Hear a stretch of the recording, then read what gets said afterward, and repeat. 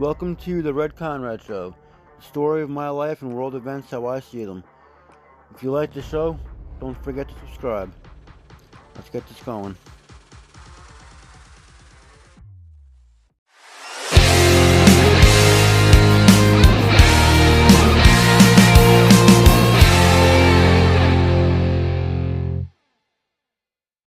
Hi everyone, this is JJ, the co-founder of Good Pods. If you haven't heard of it yet, Good Pods is like Goodreads or Instagram, but for podcasts. It's new, it's social, it's different, and it's growing really fast. There are more than 2 million podcasts, and we know that it is impossible to figure out what to listen to. On Good Pods, you follow your friends and podcasters to see what they like. That is the number one way to discover new shows and episodes. You can find Good Pods on the web or download the app. Happy listening! Before we get going with this episode, I just want to point out that the next part is going to be subscriber only. So if you're not listening to this show on Spotify, please go to Spotify and subscribe so that you can hear the next part of this story. The link to the Spotify show is on the website, show.redconrad.com. Again, the next part to this story is going to be subscriber only content. So if you want to hear the next part of this story, please subscribe so when it gets uploaded, you can listen to the next part of the story. Thank you.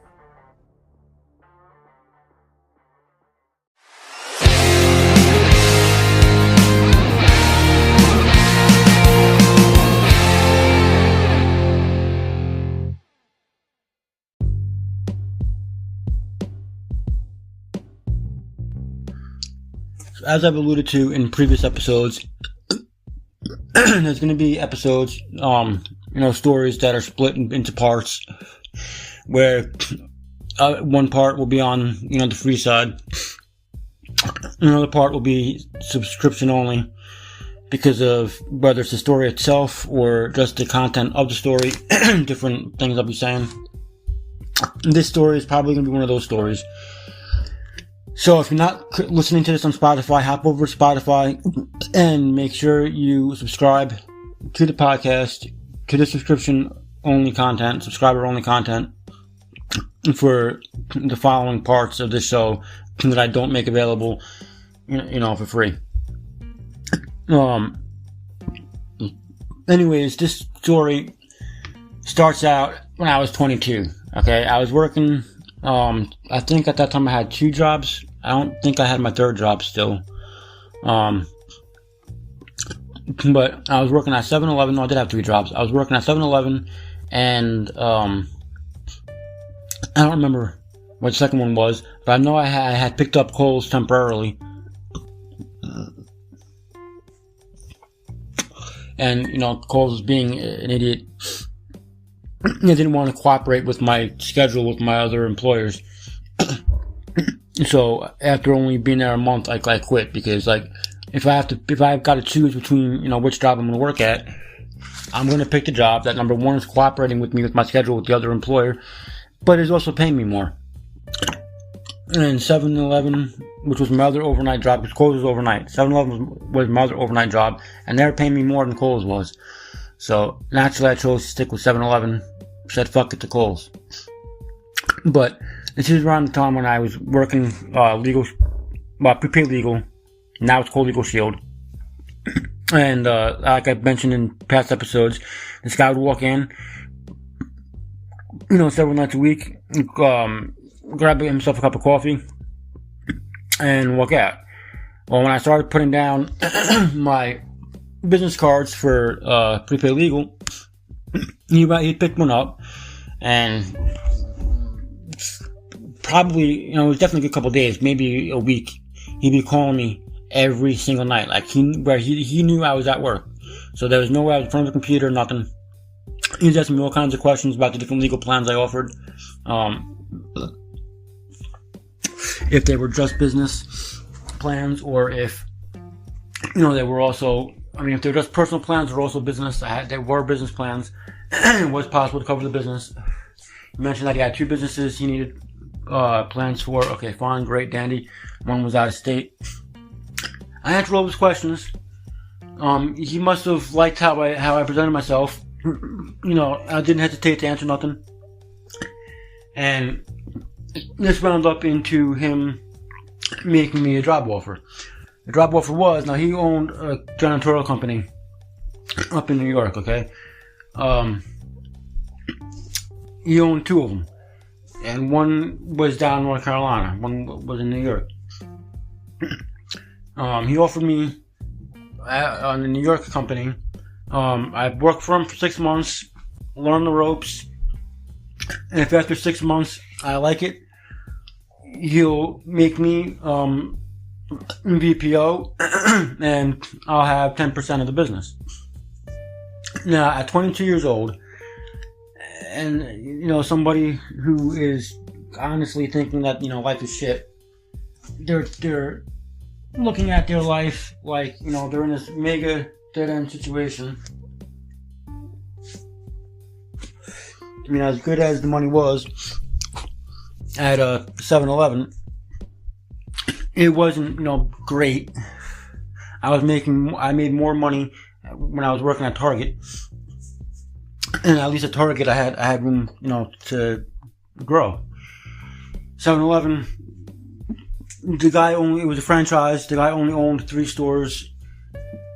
Obviously, the highest I'd be able to get to, he was a manager of one of his stores, and I'd only be able to maybe get one of those positions of one of those stores when one of his other managers decided to quit or retire, whatever.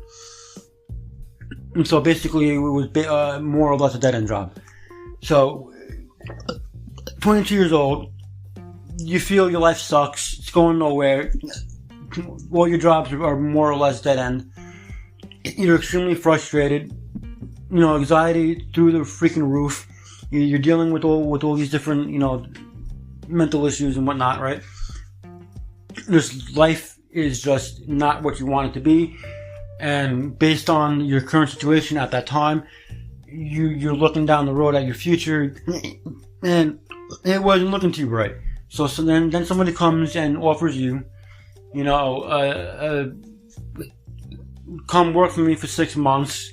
If you like it, at the end of 6 months, I'm going to make you an executive and 10% of the business. That offer really does sound too good to be true. But it happened, and rather than, figuring, well, that's too good to be true, I'm like, what's the catch?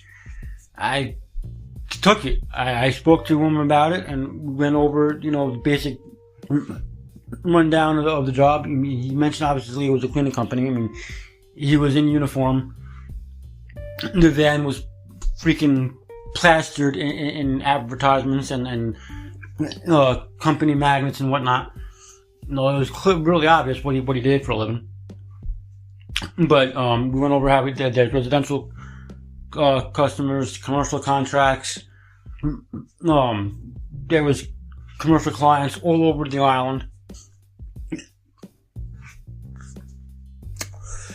And he made it sound good. He really did. So I accepted it. I started learning the ropes, right? I'm learning how to run payroll. I'm learning how to run all the accounting and whatnot. Accounts receivable, all that crap. I'm learning all the ins and the outs. The office side of business as well as, the field side of the business. And I gotta say, being a working boss, all my businesses, right now, my current business, basically by myself, started by myself, running by myself. I had help a couple times, but they ghosted me. But I have had help, with other businesses. With my fish market, I had help. So, but even when I had help, I've always been a working boss. I'm always going to be, no matter how big one of my businesses finally gets. Preferably this one that I'm currently doing. If it finally grows to the size I'd like it to get to, I'm still going to be out in the field. Yeah, the bigger I get, there's going to be that much more, office type crap I got to take care of, and all this extra bullshit I'm going to have to deal with. but I'm still gonna be out in the field. I like working. I like being out there with my people. But anyways, when you walk into a building that looks like absolute shit, especially when we had a floor job and the floor was just disgusting, and by the time you get done, and you can literally see your reflection in the floor. There's not a speck of dust anywhere. I mean, the place is spotless. Yeah, that was a good feeling. I mean, it made me feel good.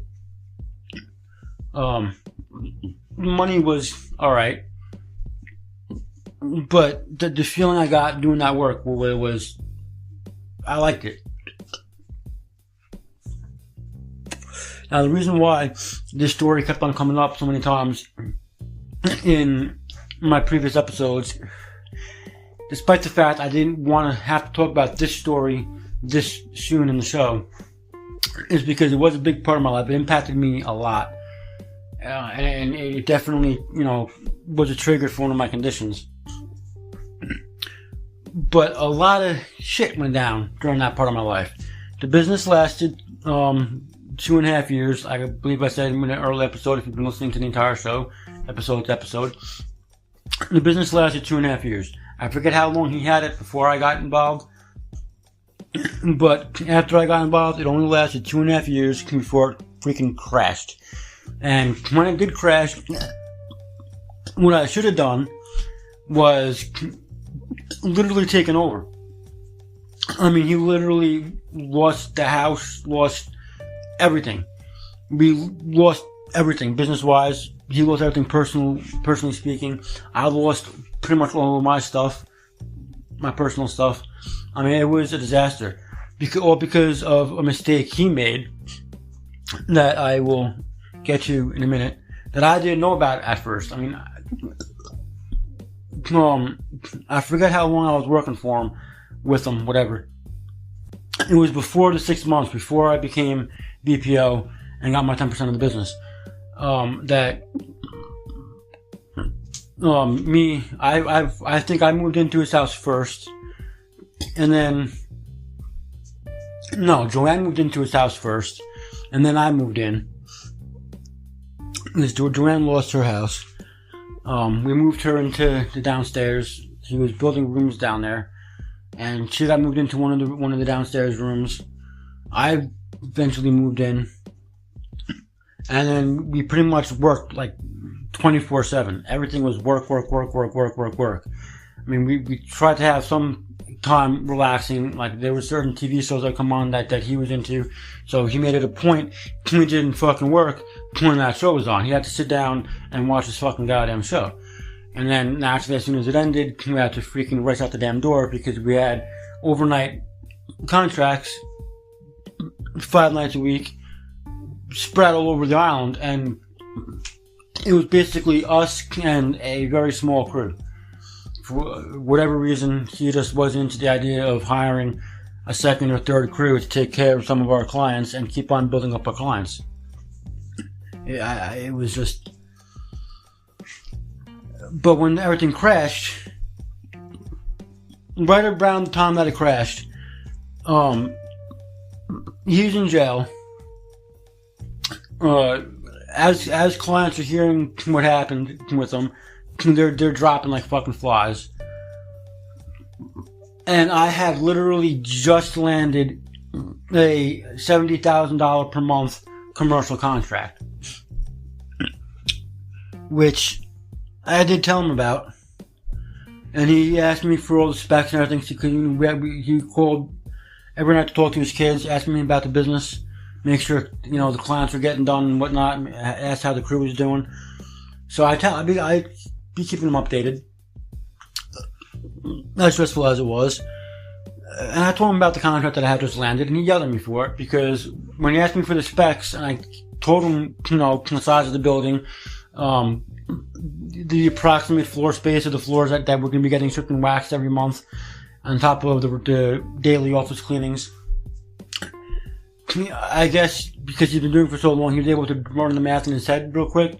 And he figured that I'm charging a little bit less than we should have been, and truthfully, I was. I mean, on a smaller building, normal average size, commercial residential building, commercial floor, residential floor, whatever. The price we charged to strip and wax that floor was a little bit higher per square foot than what I charged these people. Same with the office cleaning. A regular sized office building, especially if that's all we were doing was just office cleaning, none of the extra fancy stuff. They did get charged a rate higher than what I charged this company. But the way I look at it is, even with the discount, that's $70,000 per month. Alright? Now, my 10%, that's $7,000 that comes to me in my pocket. And that's still $63,000 left over. Obviously, there's his cut, there's all the other overhead that had to get paid for. But that still leaves, quite a bit of money, more than enough money to hire and train another crew to work just that building 5 days a week. Obviously, I would have had to go there myself, at least for the first couple of months on the nights that we were stripping and waxing the floors, until I felt comfortable that the crew that was hired for that building was able to work the equipment properly and not hurt themselves stripping and waxing the floors, because that stuff gets really, really slippery. So I definitely would have made sure to be there myself first couple of months, make sure everybody knows what they're doing. But as far as the office cleaning, I would have stuck to the regular route, let the crew handle that building by themselves. Well, office cleaning was, big deal. So he got a discount. That's still ridiculous amount of money, even after we hire a crew for that building, paid them for the month to clean that building. There still would have been profit in my pocket, profit in his pocket, and profit in his son's pocket, who was the vice president of the company. So we all would have had our money. The business would have had its money still, and the crew we hired would have been paid. I didn't see the big deal in that, but he had a holy shit fit about it. He wanted me to charge full price.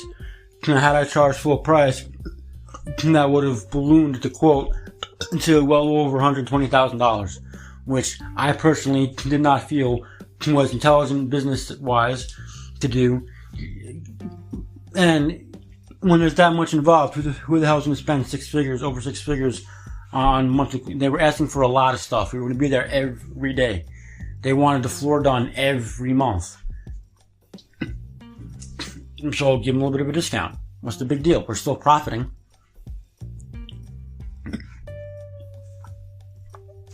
But I'll get to how he wound up in jail and how the business started falling apart in a little bit. But what I should have done was rebranded, renamed the business, essentially taken over the business, started a new name under myself that I own solely.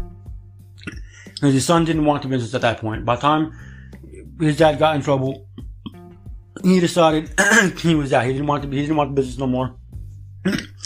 Even before that, he was talking to his dad about, not wanting the business, not wanting to take it over from his dad.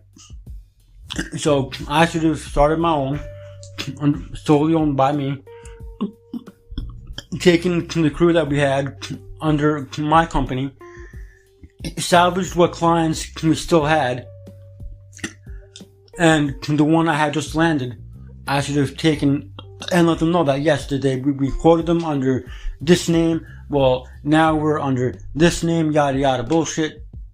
And that's probably what I should have done. I really should have. The reason why I didn't is because I was scared of this motherfucker. And by the time this story is over with, however many parts it winds up being, however many episodes, you'll understand why I was scared of this motherfucker. The first thing I did when we came, I was in New York for about a year. Before we came to Florida. Joanne had eventually lost her job and she got kicked out of her home, where she was temporarily staying after we more or less got fucked out of our living quarters at my business partner's place.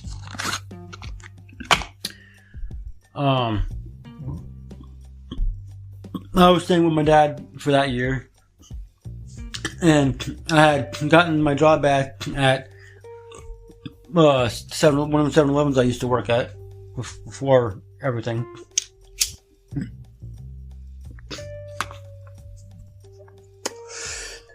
Around the time that Joanne got kicked out of her place, I lost my job at 7-Eleven, and needing a place to go, a friend of her friends rents properties up and down the East Coast. She had property available down here in Florida, so we started our move down here to Florida.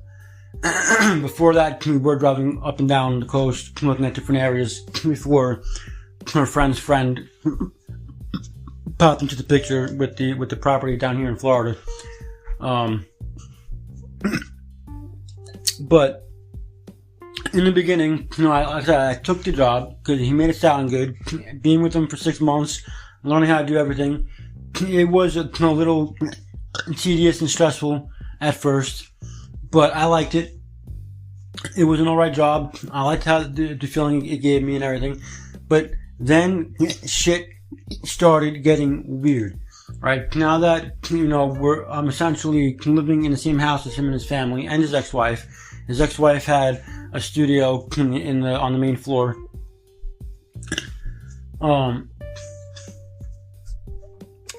It was just a really, really weird situation. He starts telling me stories about, how this one guy, the parking lot, the area of pavement along the expressway near where we used to live. Apparently, there used to be like a camping business there. A small one. They had like all the different camping equipment, fishing poles, shit like that. They sold and repaired kerosene and rented out kerosene heaters. Well, allegedly he took his heater there to get fixed. Printed one out while he was getting fixed. It blew up on him. He felt the guy did to him on purpose. The next thing you know, the building is burning down with him inside of it. Alright. That is a true story. That's literally what he said. Then I heard about how him and his friends broke into a bakery. I don't know what the hell they were after. I don't remember that part. What I do remember is somehow a fire ignited inside the bakery and it wound up burning down the entire strip. All the businesses that were inside that strip mall. And apparently the one right next door to the bakery, the guy was still inside there and he had a problem with my business partner also, allegedly. I heard that when him and his ex-wife were still together, when they were living elsewhere, they had an upstairs apartment, somebody else lived downstairs.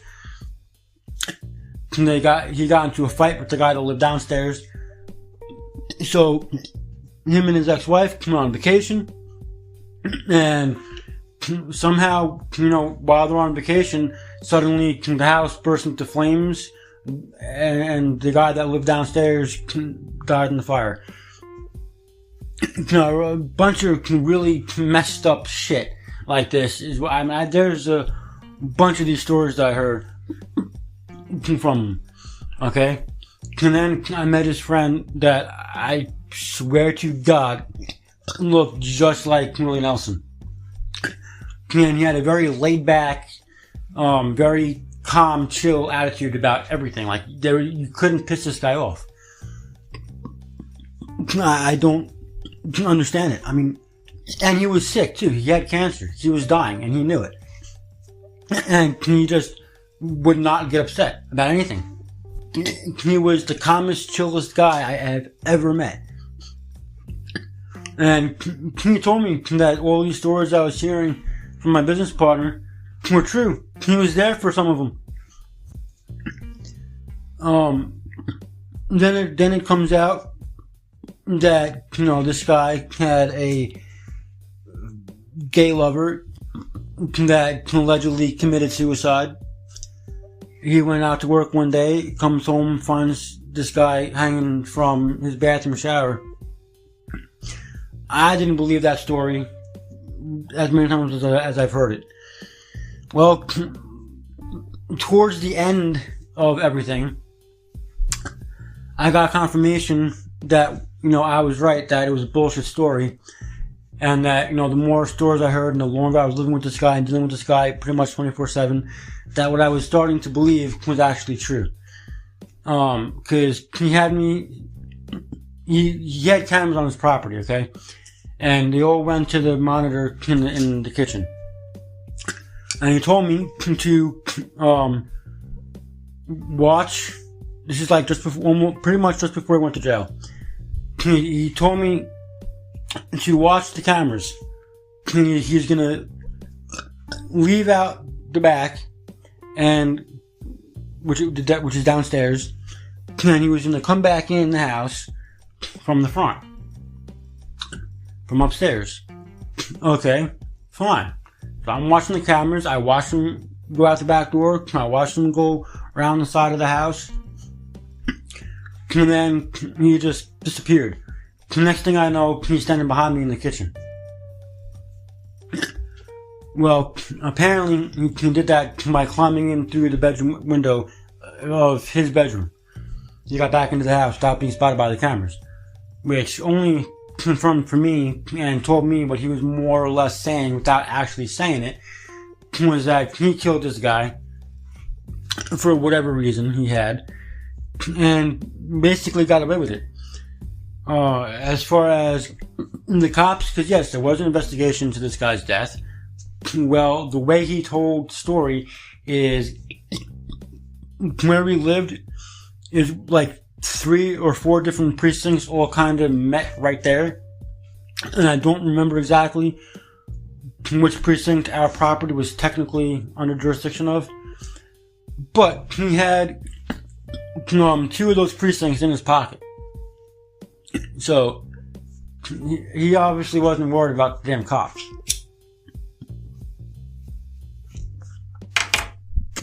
I'm not making this shit up either.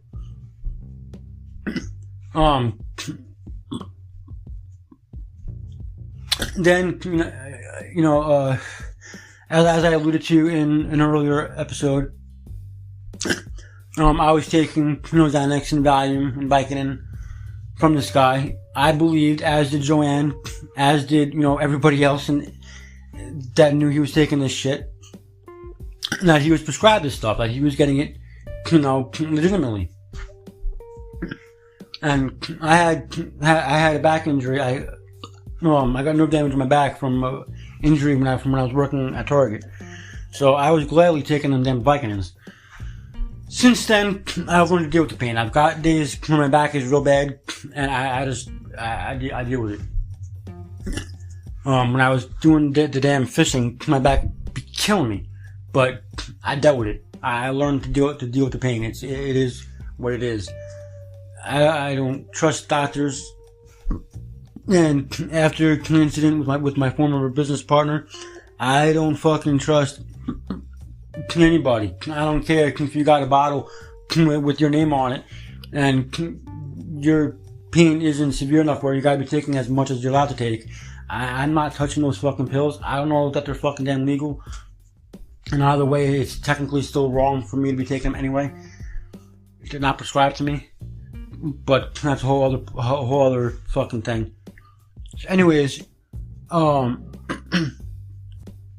it turns out that these pills were not his. I found out part of that the hard way, because one day I'm working in the office and I ran into a problem with accounts receivable. One of our clients, it was showing, hasn't made a payment in like 6 months. So I wanted to ask him, how he normally handles shit like that. Like, do you just add up all the months owed and that's it? Do you add charges, late fees or whatever to it? Like, How do you do that? So, I go looking for him.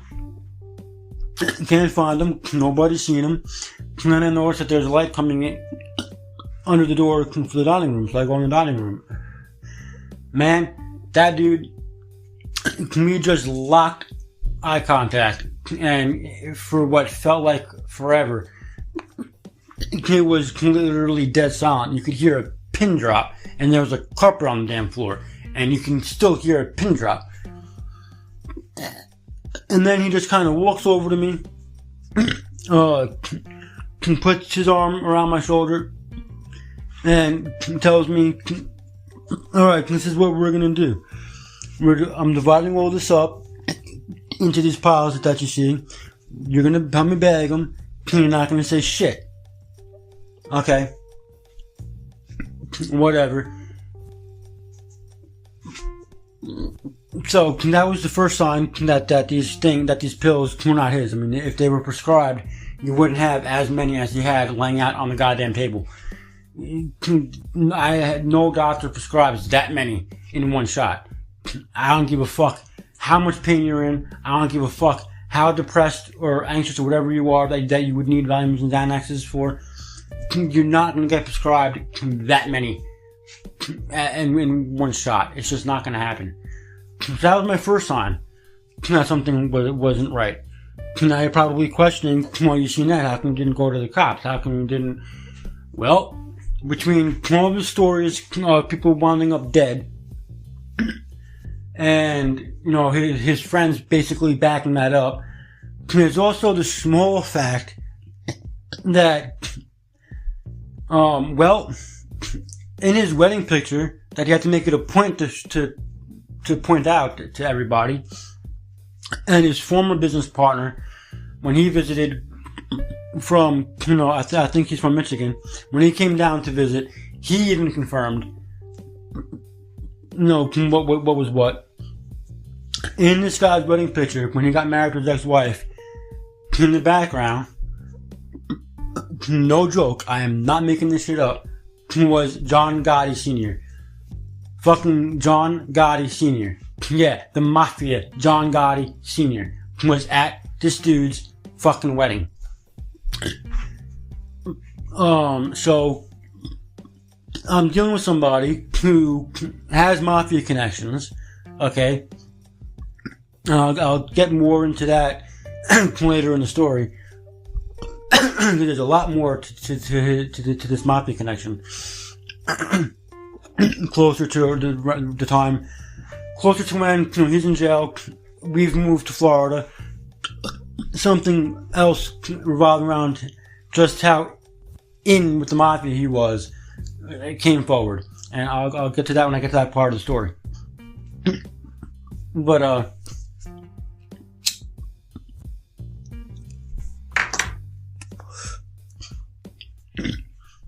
so, I'm dealing with somebody that's got mafia connections, or had mafia connections, has guns out the ass. I mean, he carried at all times, there was at least 3 sidearms on him.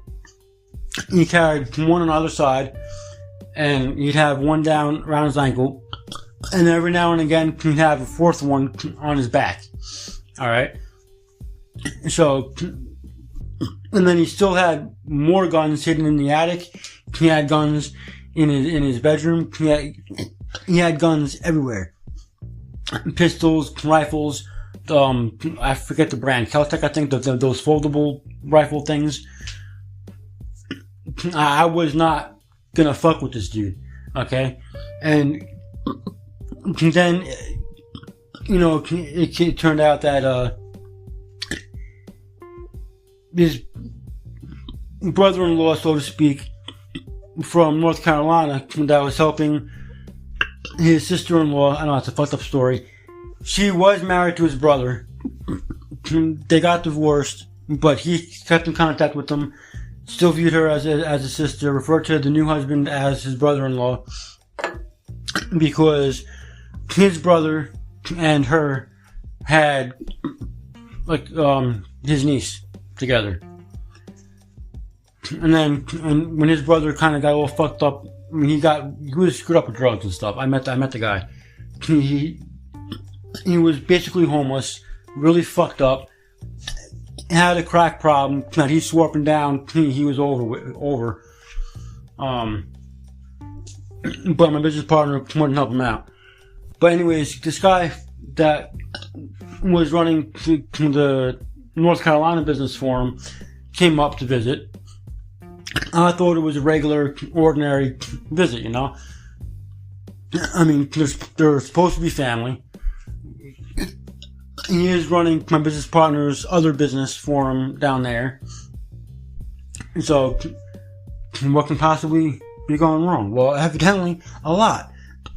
Because apparently, my business partner and this guy were using the business to run guns interstate. And another one of my business partner's friends during this visit shows up. Now, this guy was a biker, okay? I want to get that picture real clear here. Like, this guy was literally a hard-ass biker. He wasn't just some guy that went out and rode a motorcycle just for fun. No, he was like one of them scary motherfucking looking biker dudes. Right? A guy you did not want to fuck with. He rolls up. During this, they're doing the whole loading, unloading of the guns out of the back of this guy's truck. And he pulls up. He spots it, what's going on. And my business partner, more or less, told him that he's going to help him out with it. And he didn't want to. He got scared. Like, just try to picture a hardened, freaking tough as nails, badass biker literally shaking in his boots. Like, literally. Try to just picture that. That's like literally what happened. And then he goes missing.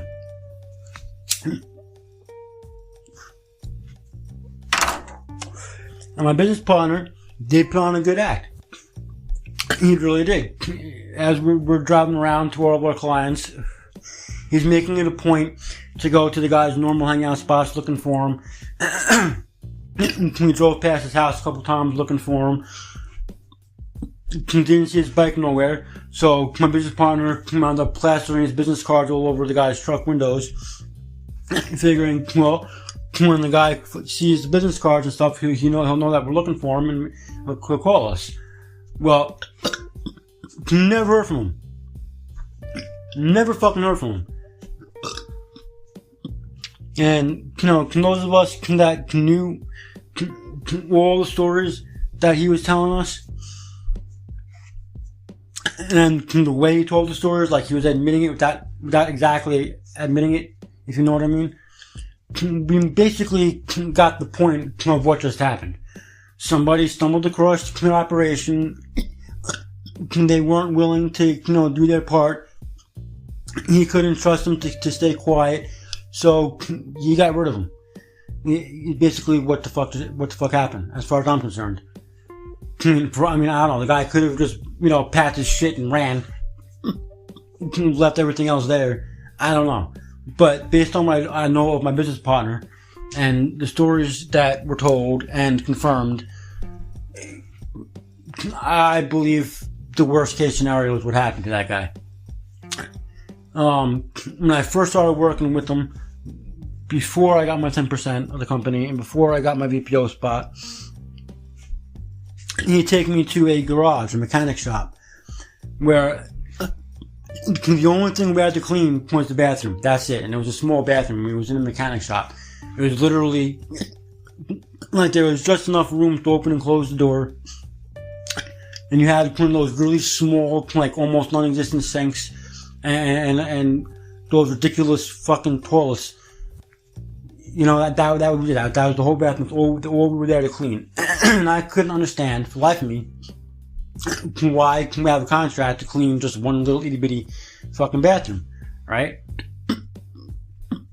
And then for months, literally for months, that we're going there doing this, he'd go in there, tell me to have me wait in the van, and he'd be in there for a hell of a lot longer than it took to clean and mop a bathroom. Well, when he finally allows me to go in there with him, they're all Italian, okay, all fucking Italian. I met a guy named Tony. I met a guy named Big Sal. I forget the other guy's name. And then there was all these younger guys, probably, closer to my age at the time, doing, working on his vehicles and stuff. Now, while they're all talking, I'm being my typical nosy, paranoid self, because, when Tony met me for the first time, when I was inside of the shop, he literally did that whole, Italian handshake thing where they grab your freaking forearm, so, or hearing stories of my business partner's mafia connections, seeing that John Gotti Sr. was at his fucking wedding, hearing all those other stories, my paranoia is running wild. I had a good idea of who these guys were, so naturally, the way I am, I'm gonna look around. Does anything look off? Well, one of the guys that worked there caught me, trying to look around. One of the other guys apparently didn't like that,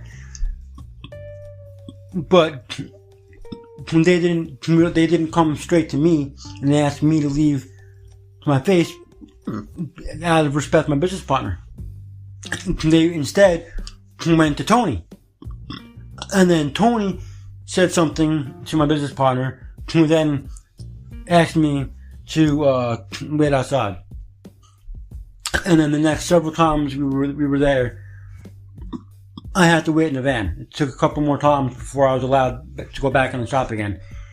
But that day that I got asked to leave, when he finally came back out and we drove off, I got fucking yelled at for looking around. I was told never, ever, ever look around. When we were going there, we're talking to Tony and we're cleaning the bathroom. That is it. Nothing else. I'm not allowed to do nothing else. And if him and Tony walk into the back office, just clean the bathroom and then wait for him outside. Do not go into the office, because I'm not allowed to hear whatever the fuck it was that they were talking about. Okay, whatever. Fine by me.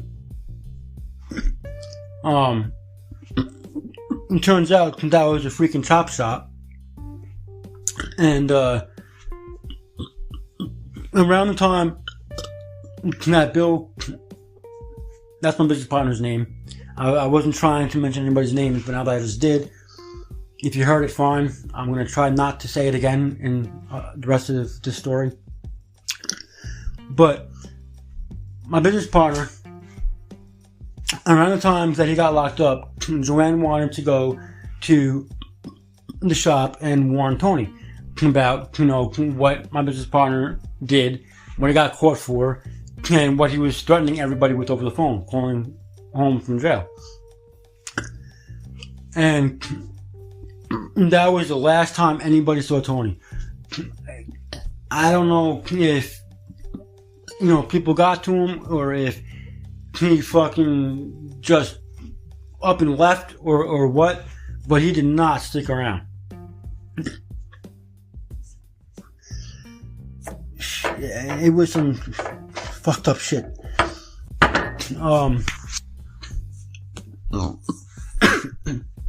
Now, seeing a lot of this stuff, because a lot of this I did witness within the first, less than a year I was there. We were working together basically 24/7. I was living with him. Joanne was living with him. We were all working together. And so, aside from the fact that he had, pretty convincing stories of people who wound up dead by his hands without him actually admitting to it, and despite the fact of how many guns he owned and how many guns he carried on him all the damn time, if that wasn't scary enough, another reason why I didn't go seeking help from the cops or anybody like that is because, like I said, he had 2 of those precincts in his pocket, just for starters, and on top of that, he was making threats on my life as well as my family's life. And at first, it was like, whatever, I just didn't want anything to happen to my family. Then it got to the point where I had 2 of my brothers working for us also. So now they're there with us. And I didn't want anything to happen to anybody in my family, especially my brothers. God forbid, can I say anything to anybody about what was going on? So I was trying to figure out how I can get me and my brothers out of that situation as cleanly as possible without having, to worry about too much about myself being murdered or anybody in my family getting murdered because I left. With everything that I knew. Well, I finally got the chance when he got arrested.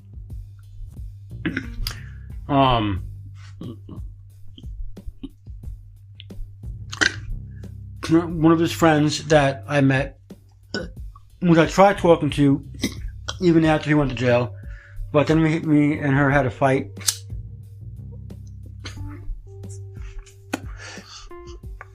Because I was more focused on, like, what he was up to and stuff, and I was trying to, let her know what he was actually like as a person outside of hanging out with her, and she didn't want to believe it.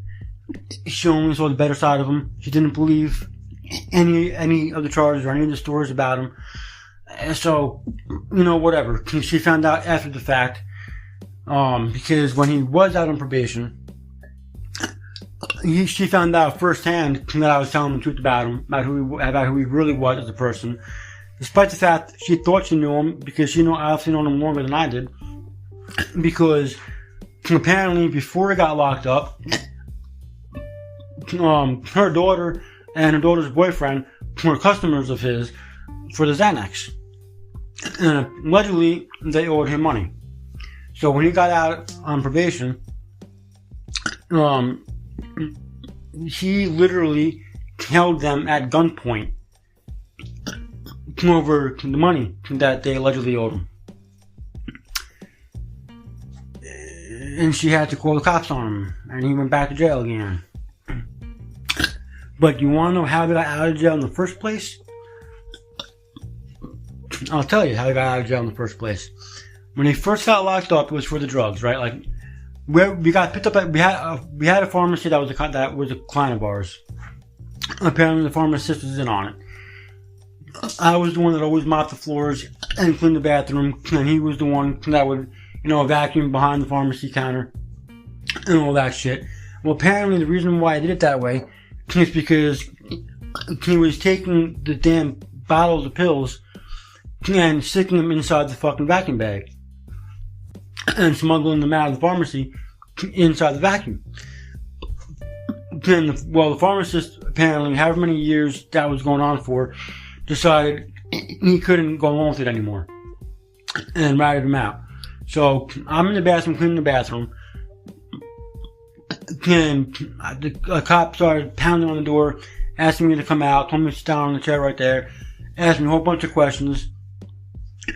I obviously wasn't hiding nothing. I didn't know nothing. He escorts me outside,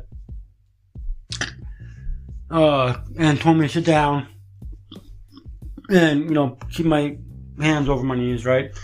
And my business partner was already cuffed and stuffed in the back of one of the cars. When the cops got done inside the pharmacy, I got to sit in the front of the squad car. I didn't get cuffed or nothing like that. But I was questioned for 4 fucking hours before my business partner finally admitted to them that no, I did not know anything. I wasn't part of anything. And they let me go. He was allowed time to get his shit in order, and that is when the collapse of the business started, because he was telling all of our clients what happened. He was going away. His son was going to take over. His son's basically like, no, I'm not taking over. I don't want the business. And so clients just started fucking dropping. And shit got real. I mean, up to that point was bad enough. But shit got real bad. And then I had to be the one to drive him to fucking prison. That was like the weirdest, most awkward fucking drive of my life. Now, how he managed to get out, he was in for a little over a year because after the business officially crashed, he was already in jail a couple months. I left before they lost the house. So, and I got my old job back. Had that for about a year before I lost that. And me and Joanne came down to Florida. And then we were down here for a good little while. And then all of a sudden, I'm getting phone calls from him. Like, what the hell? So, naturally, I gotta look it up, find out what the fuck happened. Well, apparently, he got out because you tell me how this sounds. They received a quote-unquote anonymous tip when they were digging along DPA for dead bodies to go to Hop Hog, to Rabbit Drive, which, if you think about this, like Rabbit Drive, Racanelli Brothers, that was their property.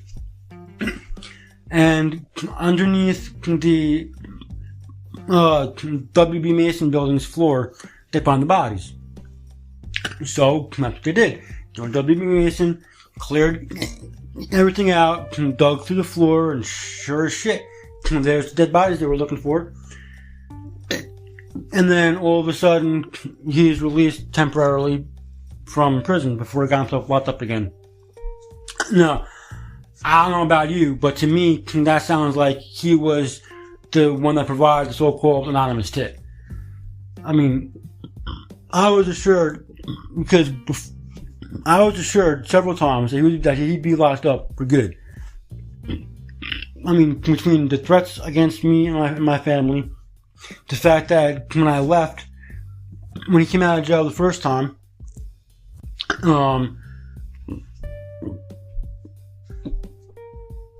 he went looking for me. All he knew from his son is that I was driving a white car. Because I had a truck when he was still out of prison, before he went to prison. And then that burst into flames on me, and then so I bought, a little white car. And that's all his son knew. He couldn't remember what model it was or anything like that. So, thinking I would have gone back to my mom's house, he went there looking for me. I wasn't there. At that point, I was already down here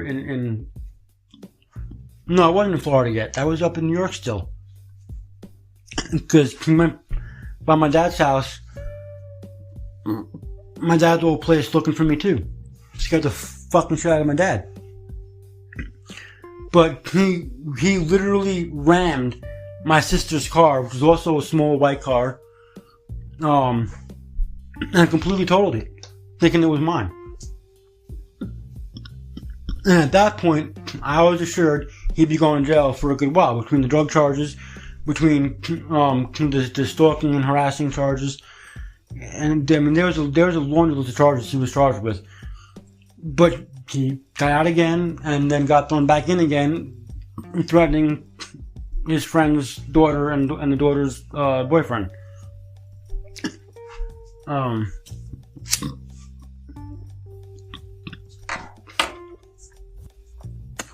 I believe he's still in jail. Before I left, he did threaten me from prison. And then when he called me, when I was already living down here, I still had my New York numbers, which, obviously since then, I've been down here 12 years now. My numbers have been changed since then. But this was still shortly after we moved, so I still have my New York numbers. I guess thinking I was still in New York, he gave me another, pretty vague threat over the phone.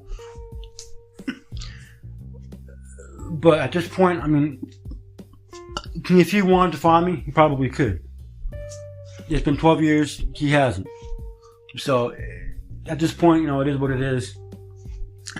But this 2.5 years of my life really fucked with my head in a really bad way. Now that we're nearing about an hour that I'm telling you guys about this particular story of my life, I'm going to cut it here. There's going to be at least one more part to this going over, because I was going to try to tell it, in order, but I kind of kept on jumping back and forth from the beginning to the end, to the middle to the end. So there's some pieces that I got to fill in, but I'm telling you, as far-fetched as this story sounds, I admit it does sound a little, out there. It is all 100% true. I have people that can verify that. My former crew members, if I can track them down, they can confirm that all this is true. They working for us, they seen the same shit I did. They heard the same shit that I did. I don't know if I can get either one of my brothers to talk about it. They both, for years now, more or less moved on from it, and keep on asking me why the fuck I keep on talking about it.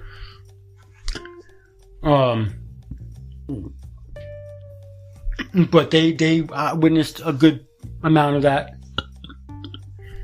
So there are people that can verify that what I'm telling you did actually happen. It is all true. If I feel comfortable enough to give out his full name, you can look him up. You can look up his arrest records and everything. You can see for yourself that he was charged with exactly what I'm telling you he was charged with. At the time that I'm telling you he was charged with it. You should be able to find documentation that proves he was, in fact, the owner of the company, if I tell you what the name of the company was.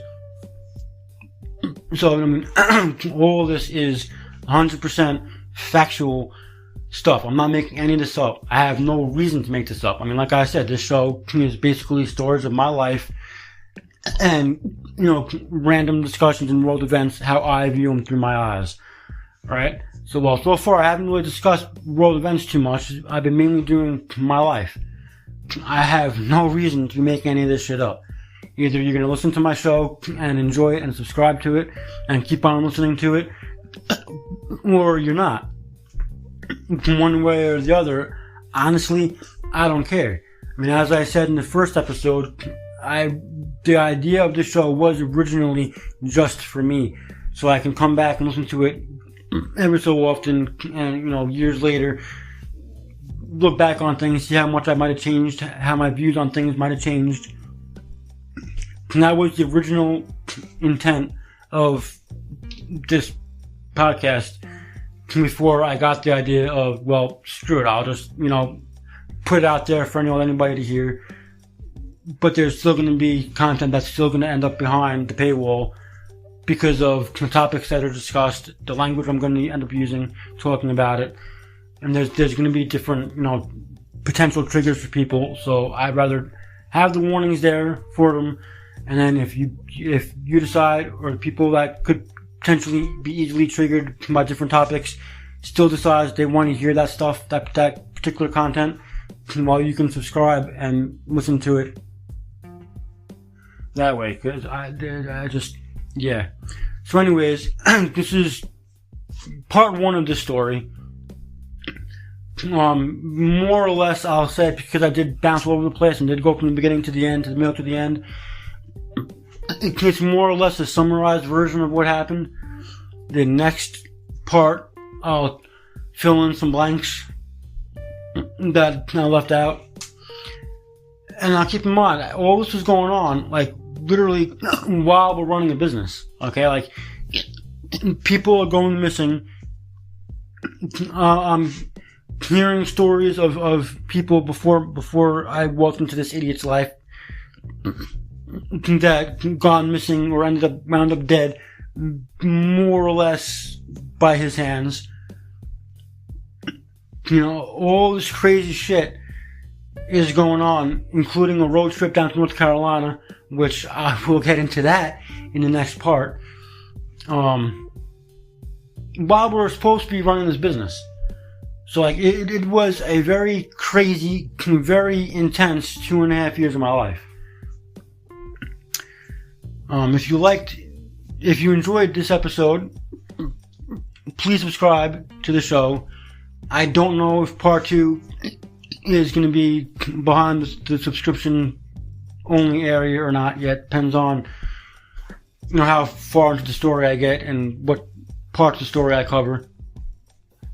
But please subscribe if you enjoyed this part of the show, or this part of the story anyway. And I will see you in the next episode.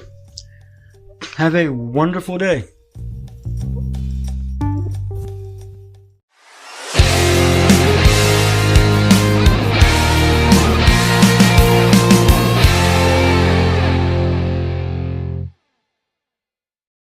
Hi, everyone. This is JJ, the co-founder of Good Pods. If you haven't heard of it yet, Good Pods is like Goodreads or Instagram, but for podcasts. It's new, it's social, it's different, and it's growing really fast.